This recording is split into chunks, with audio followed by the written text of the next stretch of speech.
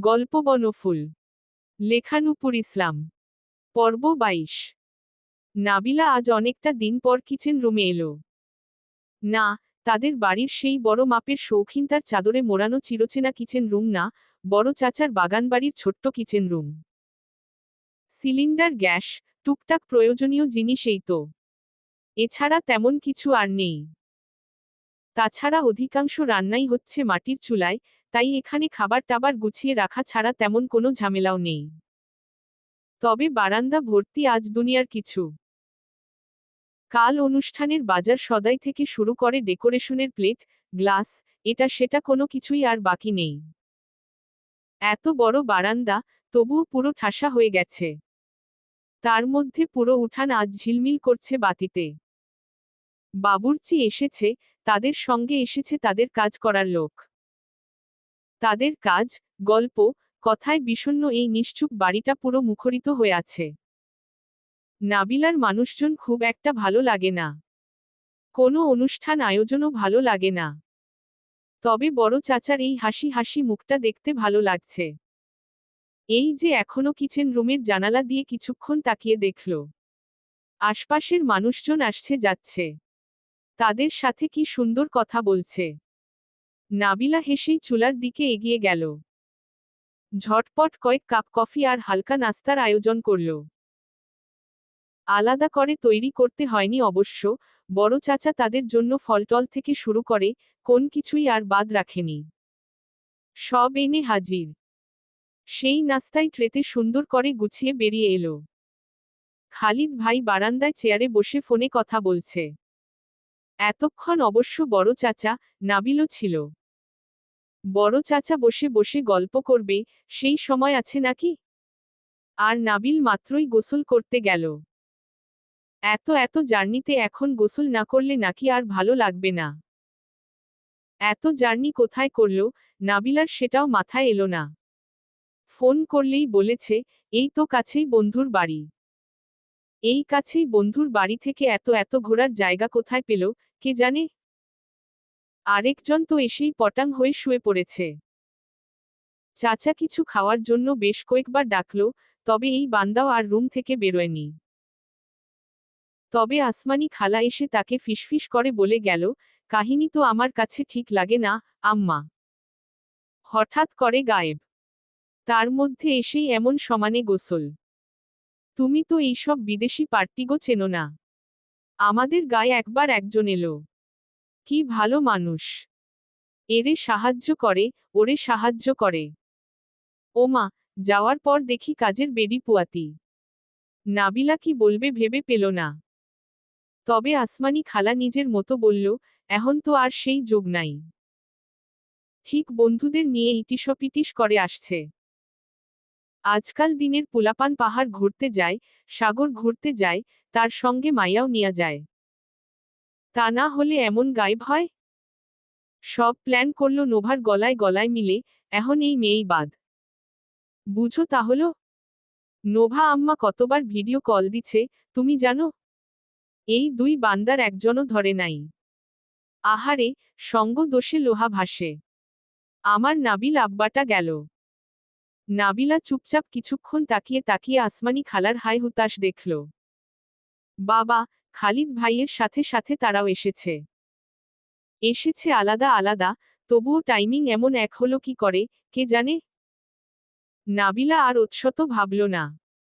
এত কিছু ভাবতে তার ভালোও লাগে না। তাই এগিয়ে খালিদ ভাইয়ের সামনে টিটেবিলে সুন্দর করে রাখল। রেখে নিজেও বসল। এতদিনের পরিচয় থাকলেও কখনো এমন সামনাসামনি বসা হয়নি, না কখনো কিছু করার সুযোগ পেয়েছে। তাই বড় যত্ন করেই কফি মগটা এগিয়ে দিল। খালিদ ফোন রেখেই শান্ত চোখে একবার নাবিলার দিকে তাকালো। মেয়েটার সাথে এত কিছু হয়ে গেছে, তার জানা ছিল না। জানা ছিল না, তার বন্ধুর কোনো অংশ আছে। যদি জানত, দুনিয়া গায়েব করে হলেও আগলে রাখার চেষ্টা করত। তবে সেই সুযোগ সে পায়নি। প্রমাণ পেতেই নাবিলা ছাড়ানোর জন্য লেগে গেছে। আর ছাড়াতেই গায়েব। তেমন কাউকে তো আর চেনে না। তবে ভার্সিটি থেকে তার নানির বাড়ির ঠিকানা পেয়েছিল। কিন্তু গিয়ে লাভ হয়নি। নাবিলা সেখানে ছিল না। আর না কোথায় আছে, কেউ জানে? তবে তখন জেনেছিল, তার বাবার বাড়ি তাদের ওখানেই। তবে কোন বাড়ি, কোন এলাকা, কোনোটার খোঁজই বের করতে পারেনি। তার নানির বাড়ির এলাকার মানুষ এলাকার নাম জানে, ঠিকানা জানে না। আর যারা জানে, মানে আদনান্না, তারা সোজা এক কথাই বলেছে, তাদের মেয়েকে তার মতো থাকতে দিন। সে আর মাথা তেমন ঘামায়নি। ভেবেছে, পরিবার আছে, তারা হয়তো সামলে নেবে। তাছাড়া বন্ধু তো আর বেঁচে নেই, মেয়েটা সব ভুলে নিজের মতো ভালো থাকুক। সেই থাকার মাঝেই নাবিলা নিজে থেকে তার সাথে দেখা করতে এলো। আর যখন পরিচয় দিল, তার ভিমরি খাওয়ার জোগাড়। চিরশত্রুর মেয়ের এই বাবা। শুধু তার না, এলাকায় প্রায় অর্ধেক মানুষের সাথে এই মহিলার বনিবনা নেই। তার সাথে তো আরও নেই। অবশ্য সেই থেকে কখনো আর খোঁচাখুচি করেনি। তবুও নাবিলার মায়ের সাথে তার অলিখিত একটা দ্বন্দ্ব সব সময়ই আছে। আর সেই দ্বন্দ্ব আজ আরও পোক্ত হবে। তাই শান্তভাবেই কফি মগটা হাতে তুলে নিল। নিতে নিতে বলল, নোভা ঠিক আছে? নাবিলা কোনো উত্তর দিল না। অপূর্বের কথাটা মনে পড়ল। কেউ যখন কাউকে পছন্দ করে, তার ক্ষতি চাইতে পারে না। আর এই কথার মানে তার বুঝতে সমস্যা হয়নি। তাই চুপচাপ রইল। নিজের জন্য নেওয়া কফিতে চুমুক দিল। খালিদ সবই খেয়াল করল। সে যে কাজ স্বাভাবিকভাবে করতে পারে, তাই আজও স্বাভাবিকভাবেই বলল, নোভাকে বিয়ে করতে চাই আমি। নাবিলার সাথে সাথে কফি মাথায় উঠে গেল। কাশতে কাশতে দম আটকে যাওয়ার জোগাড়। খালিদ নাবিলার হাত থেকে আলতো করে কফির কাপটা নিয়ে নিচে রাখল। রেখে পানির গ্লাস হাতে দিয়ে বলল, আমার কোনো অতীত নেই, নাবিলা। যা আছে, সেইটুকু সবই তুমি জানো। জানি, তোমার বোন রাজি হবে না। তার আবার নায়ক মহানায়ক ভাবওয়ালা ছেলে পছন্দ। তবে আমি পিছু ছাড়ব না। আমার তুমি ছাড়া কেউ নেই। তাই সবার আগে তোমাকেই জানালাম। এরপর জানাবো আমার চিরশত্রুকে। তার রিয়েকশনটা আমার দেখার খুব ইচ্ছে। নাবিলা পানি মুখে দেবে কি? হাতে গ্লাস নিয়েই হা করে তাকিয়ে রইল। তারপর ঢোক গিলে বলল, সোহাগকে কি করেছেন আপনি? খালিদ জিভ কেটে কানে হাত রাখল। রেখে বলল, খালিদ খুনখারাবি করে না, নাবিলা। তবে এই দুনিয়ায় টাকা দিয়ে সব হয়। তাই ওই সব নিয়ে তুমি ভেবো না তো। বাবার গাড়ি আপনি নষ্ট করেছেন? খালিদ হাসল। হেসে বলল, একটা কাজে এসেছি, নাবিলা। কাজটা ভালো না খারাপ, এখনো বুঝতে পারছি না। তবে তোমাকে কষ্ট দেওয়ার ইচ্ছে আমার কখনো হবে না। তবে পেলে মাফ করে দিও। নাবিলা কি বলবে ভেবে পেল না। খালিদ ভাই কি বলছে, সেটাও বুঝতে পারল না। তখনই বড় চাচা এসে বসল। আমুদে স্বরে বলল, দেখে টেখে কাজ না করালে, একটা কাজও ঠিক হয় না। সব ফাঁকিবাজের দল। খালিদ আগের মতোই হাসল। হেসে কথা ঘুরিয়ে বলল, তোমার মোবাইল কি হয়েছে, নাবিলা? নাবিলা নিজেকে সামলে নিল। হাতের পানির গ্লাসটা রেখে বলল, কই, কিছু না তো। ফোন ঢুকছে না। আর আমার নাম্বার, মানে যেটা শেষে 76, সেটা তুমি কাউকে দিয়েছ? নাবিলা ভ্রু কুঁচকে তাকালো। কাকে দেবে সে? তাই শান্তভাবেই মাথা দুপাশে নেড়ে বলল, উহুম। তোমার নাম্বারে কল ঢুকছে না। আমার মনে হয়, আমার নাম্বারটা ব্লক হয়েছে। আর অন্য একটা নাম্বার থেকে কল আসছে। এসেই কথাবার্তা নেই।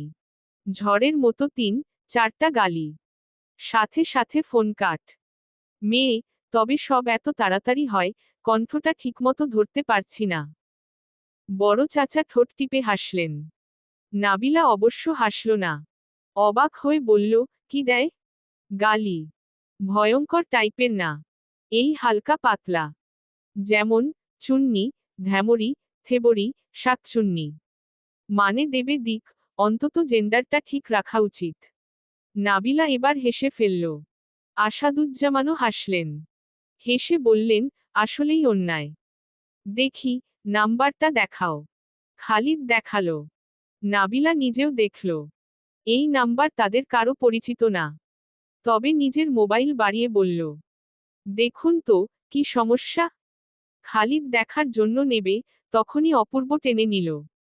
সে গোসল টোসল করে পুরো ফিট হয়ে এসেছে। অবশ্য শুধু গায়ের কাপড়ই, বাকি সবই এলোমেলো। গোসল করেছে, পানীয় মনে হয় ঠিকমতো মুছেনি, হাতা টাতা ছোপ ছোট ভেজা। আর চুল, সব সময়ের মতোই ভেজা এলোমেলো। তার মধ্যে এত শীতের মাঝেও খালি পা। সেই পা নিয়ে নাবিলার পাশের চেয়ারে বসতে বসতে বলল, আমি দেখছি। বলেই কফির মগ টেনে নিয়ে চুমুক দিল। খালিদ কিছু বলল না। সে কিছুক্ষণ নিশ্চুপ তাকিয়ে রইল। এতদিন খেয়াল করেনি। আসলে সেভাবে খেয়াল করাও হয়নি। অবশ্য দেখাই হয়েছে হাতে গোনা দুবার। তবে চেয়ারে বসতে বসতে একবার চোখ তুলে তার দিকে তাকালো। তার ভেতরটায় কেন জানি একটু ধাক্কা খেল। নাবিলা কি বিষয়টা খেয়াল করেছে? নাকি তার মনের ভুল? অবশ্য শাহরিয়ারের সাথে অনেকটা সময় তার যোগাযোগ ছিল না। তাই মনের ভুলও হতে পারে, আবার নাও পারে। মানুষে মানুষে কিছু কিছু মিল থাকা অস্বাভাবিক না। আসাদুজ্জামানও কিছু বললেন না। তবে নাবিলা একটু চেপে বসল। অপূর্ব পুরো সোজা ভাবে বসেনি, বসেছে গা ছেড়ে, আধশোয়ার মতো করে। পাশাপাশি হওয়ায় মাথাটা তার দিকে ঝুঁকে গেছে। তাই কিছুক্ষণ আগের স্বাভাবিক মুখটা নাবিলার এখন নেই। দৃষ্টি ঘুরিয়ে নিয়েছে। তার মধ্যে মোবাইলটা টেনে নেওয়ার সময় আঙুলে আঙুল লাগল। নাবিলা সেই হাতটা গুটিয়ে ওড়নার আড়ালে নিল। গল্প শোনার পর অপূর্বের দিকে আর সে তাকায়নি। তাকাতে ইচ্ছে করেনি। তাছাড়া অপূর্বও তার সাথে আর কথা বলেনি। এই যে সন্ধ্যায় যখন ফিরল, সবার সাথেই কথা বলল, তবে নাবিনা না চোখ তুলে তাকিয়েছে, না সে আগ বাড়িয়ে কথা বলেছে। হয়তো আর বলার মতো ইচ্ছেই নেই। যাক, ভালোই হয়েছে। নাবিলা এটাই চেয়েছে। দূরে থাকুক। তবে এই মানুষটার প্রতি সে কৃতজ্ঞ। এতদিন বুকের ভেতরে মনে হতো কিছু একটা জমাট বেঁধে আছে। তবে সবাইকে বলার পর থেকে কেন জানি হালকা হালকা লাগছে। বাড়ির অবশ্য কেউ খেয়াল করেনি। নাবিলা গত দুদিন রাতে ঠিকঠাক ঘুমাচ্ছে। তবে বোকা নাবিলা, নিজের ভাবনা আর এতটাই গুটিয়ে গেছে যে অপূর্ব কোন কফির মগ টেনে নিয়েছে, সে খেয়ালই করেনি। তবে খালিদ দেখল। দেখে নিশ্চুপই নিজের কফিতে চুমুক দিল। দেখল আসাদুজ্জামানও।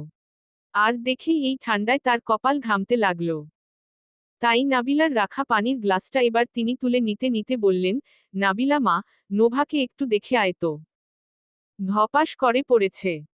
কোমরে চোট কি রকম পেয়েছে, কে জানে। বেশি পেলে আমার কাছে ব্যথার স্প্রে আছে। একটু দিয়ে দে তো, মা। নাবিলা সাথে সাথে উঠল। সে নিজেও যেন হাফ ছেড়ে বাঁচল। তাই হনহনিয়ে এগিয়ে গেল। যেতেই আসাদুজ্জামান বললেন, এই দুদিন কোথায় ছিলে? খালিদ খুকখুক করে কাশল। অপূর্বের দৃষ্টি নাবিলার মোবাইলে। সে কিছুই করছে না। এই মেয়ের মোবাইলে দেখার মতো কিছুই নেই। তবুও দেখতে দেখতে বলল, বন্ধুর বাড়ি। কোন বন্ধুর বাড়ি? তুমি চিনবে না, বাবা। আসাদুজ্জামানের কেন জানি বিশ্বাস হলো না। সে মিথ্যা বলে না, আসলেই বলে না। তবে নাবিলার জন্য বলেছে। কিন্তু তার ছেলে তার মতো না। সে যেমন মুগ্ধ করে গল্প বলতে পারে, তার মনে হলো অতি স্বাভাবিকভাবেই মিথ্যাও বলতে পারে। তাই একবার খালিদ আরেকবার অপূর্বের দিকে তাকালেন। দুই ধুরন্ধর একসাথে এখানে আসাটা কেন জানি তার কাছে কাকতালীয় মনে হলো না। নাজিম কিছুটা ভয়ে ভয়ে রুমে এলো। কোকিয়া বসে আছে চুপচাপ, খাটে আধশোয়া হয়ে। গায়ে খয়েরি রঙের চাদর। অল্প পাওয়ারের বাতির, আধো আলো, আধো ছায়ায় মুখের ভাবভঙ্গি ঠিক ধরতে পারল না। তবে খুব একটা যে সুবিধা না, আন্দাজ করতে পারছে। না করার তো কিছু নেই। খালিদ রোকেয়ার দুই চোখের বিষ। অবশ্য বিষ হওয়ার মতো তেমন কিছু নেই। নাবিলার ভুলে খালিদের কোনো হাত নেই। সে বন্ধুর জায়গায় দাঁড়িয়ে বন্ধুকে সাহায্য করেছে। নাবিলা নিজের সিদ্ধান্ত নিজে নিয়েছে। আর রইল আগের গাটাগাটি, সেগুলো এক এলাকায় থাকলে হয়ই। তবে হিসেব নিকেশ করলে ওই গাটাগাটির চেয়ে উপকারের পাল্লাই বেশি। এই যে কি সুন্দর সব ম্যানেজ করল। পারত তারা? উহুম। কেস করে পুলিশের মুখের দিকে তাকিয়ে বসে থাকতে হতো। এলাকায় যতই হাকডুম বাকডুম করো, থানায় গেলে পুলিশের মর্জির ওপর আর কিছু চলে? আর তাদের কাজের ধরন দুনিয়া জানে, এর চেয়ে কচ্ছপের গতি বেশি। তাই কোকিয়া যাই বলুক, এই ছেলেটা তার ভারী পছন্দ। কাজ টাজ তো ভালোই, যে কোনো সময় যখন তখন ফোন দেন। তবে কোনো বাহানা নেই, দৌড়ে আসে। কতবার রাস্তা থেকে ধরে নিয়ে গেছে। কোনো বিরক্তি নেই, ক্লান্তি নেই, বরং কি সুন্দর হাসিমুখে সঙ্গ দেয়। এই যে এখানে আসবে, হঠাৎ করেই তার গাড়ি নষ্ট। কি হলো, কিছুই বুঝল না। সুস্থ সবল দোকানের সামনে রেখে দোকানে বসল। মালামালের হিসেব কষল। ওমা, বের হবে তখন দেখে গাড়ি আর স্টার্ট নেয় না। পড়ল না বিপদে। কিছুক্ষণের মধ্যে রওনা দেবে। আর এখন এই যন্ত্রণা। ব্যাস, কোথা থেকে যেন এই ছেলে এসে হাজির। আর একবার হাজির হলে নাজিমের আর কোনো টেনশন থাকে না। খালিদি সব ব্যবস্থা করে। আজও করল। করে গাড়ি গ্যারেজে পাঠালো। সিএনজি ঠিক করে দিয়ে বলল, চাচা, আপনাদের সাথে একটু কথা ছিল। মানে চাচি আর আপনার সাথে? কবে ফিরবেন আপনারা? কবে ফিরবে, সেটা আবার কি কথা? সে বরং সাথে করেই ধরে নিয়ে এসেছে। এমন ধরা নতুন না, অনেকবারই নিয়ে গেছে। তাছাড়া নিজের গাড়ির ব্যাপার আলাদা। রাত করে সিএনজিতে টাকা পয়সা নিয়ে একা একা, তার সাহস হলো না। এমন কত কাহিনী হয়। নির্জন রাস্তায় গিয়ে মেরে টেরে সব নিয়ে গায়েব। তাই নিজের সেফটির জন্যই ধরে এনেছে। নিজের সেফটির জন্য এনেছে, এদিকে ছোট মেয়ে অন্ধকারে দেখে চিৎপটাং। শুধু চিৎপটাং না, আশপাশের মানুষও এসে হাজির। কি একটা অবস্থা! অবশ্য এই ছেলের হুলিয়াই এমন। নাজিমের তো ধারণা, সেভ করে চুল দাড়ি কাটলে তিনি খালিদকে চিনবেই না।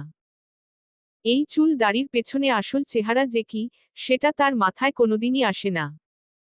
তাই নিজের স্বাভাবিকতা বজায় রেখেই খাটের আরেক পাশে বসল। বসে বলল, শরীর ভালো তো তোমার? কোকিয়া উত্তর দিল না। শান্ত চোখে তাকালো। নাজিম সেই শান্ত চোখ দেখে বলল, খালিদ কালই চলে যাবে। টেনশন করো না। কাজ আছে ওর। আমাদের মতো বসে থাকে নাকি? ও তো আমি হাত ধরলাম বলেই এলো। তাছাড়া কি কথাও নাকি আছে? ভাবলাম, রাত দুপুরে একা যাব। ভাই ব্যাংক থেকে টাকা তুলে আনতে বলেছে। রিস্ক না? তাই তো নিয়ে এলাম। কি কথা? সেটা তো জিজ্ঞেস করিনি। আচ্ছা দাঁড়াও, ডেকে নিয়ে আসি। বড় ভাইয়ের সাথে কথা বলছে। বড় ভাই কিন্তু খুব খুশি হয়েছে। আর রাতের খাবারের আয়োজন কি বলতো? এমনিতে ধরে বেঁধে নিয়ে যাই আলাদা কথা। আজ নিয়ে এসেছি নিজের বাড়ি। আচ্ছা, আমি দেখছি। এই সমস্যার সমাধান আমার নাবিলা আম্মাই করতে পারবে। কোকিয়া কোনো উত্তর দিল না। নোভার চিৎকার শুনেই দৌড়ে বেরিয়েছে। তার মেয়েদের সামান্য থেকে সামান্য জিনিসেও তার পিলে চমকে ওঠে। তার মধ্যে এমন চিৎকার! তার বুঝি আর হোশ আছে? কিভাবে দৌড়ে গেছেন, তিনি নিজেও জানেন না। তবে গিয়ে দেখেন এই বিটলা দাঁড়িয়ে আছে। সে তো কিছুটা অবাক অবশ্যই হয়েছে। তবে কিছু বলবে তার আগেই আসমানি এগিয়ে নোভাকে তুলতে তুলতে বলল, এক জায়গায় আইবেন। একটু মানুষের মতো আসা যায় না? এমন বনমানুষ হইয়া ঘুরেন। মানুষ বিনা কথায় পটল তুলব। খালিদ আসমানির কথা শুনে হাসল। আজকে অবশ্য গলে যাওয়ার লক্ষণ দেখল না। তবে অতি ভদ্রভাবে বলল, ভালো আছেন, চাচি? কোকিয়া অবাক, তখন রাগে পরিণত হয়ে গেছে। হয়েই নাবিলার দিকে তাকালো। নাবিলা নিজেও ততক্ষণে বিস্মিত। মা খালিদ ভাইকে পছন্দ করে না। তাই সব কাজে এগিয়ে এলেও মায়ের সামনে খুব একটা পড়ে না। তবে আজ সোজা এখানে। তাই নোভা যেমন দেখে ভয়ে চিৎকার দিয়েছে, সে হয়েছে অবাক। সেই অবাক রেখেই কিছু বলবে, তখনই তাদের বাড়ির দুই মহাশয়ের আগমন। খুবই স্বাভাবিকভাবে, খালিদকে দেখেও কোনো হাবভাব দেখা গেল না। তবে অপূর্ব দেখেই সব সময়ের মতো সুন্দর করে হ্যান্ডশেক করল। কোকিয়া নিশ্চুপ তাকিয়ে তাকিয়ে শুধু দেখল। কিছু একটা ঠিক নেই। কি নেই, কোকিয়া বুঝতে পারছে না। তখনই নাজিম এলো। তার সাথে কে বলার আর অপেক্ষা রাখে না। আর তাকে দেখেই পুরো মোমের মতো গলে গিয়ে বলল, বিরক্তির জন্য দুঃখিত, চাচি। দুটো কথা বলবো বলেই চলে যাব। এই গলা দেখেই রোকেয়ার মেজাজ চড়ে গেল। তবে কোনো সিন ক্রিয়েট করল না। স্বাভাবিকভাবেই বলল, বসো। খালিদ বসল। বসে নাজিমের দিকে একপলক তাকিয়ে বলল, আমি আমার বন্ধুর সন্তানের কবরটা দেখতে চাই। আমাদের আপন বলে তো আর কেউ ছিল না। এই যে আপনারা আপনাদের আপন মানুষদের জন্য দোয়া করছেন, আর আমি একটু চোখের দেখাটা দেখতে পারবো না? নাজিম চমকাল। খালিদ এই খবর পেল কি করে? তবে কোকিয়া শান্তভাবেই বলল, আর দ্বিতীয়? আমি নোভাকে বিয়ে করতে চাই। চলবে। গল্পটা কেমন লাগলো জানাবেন ও সাবস্ক্রাইব করতে ভুলবেন না প্লিজ।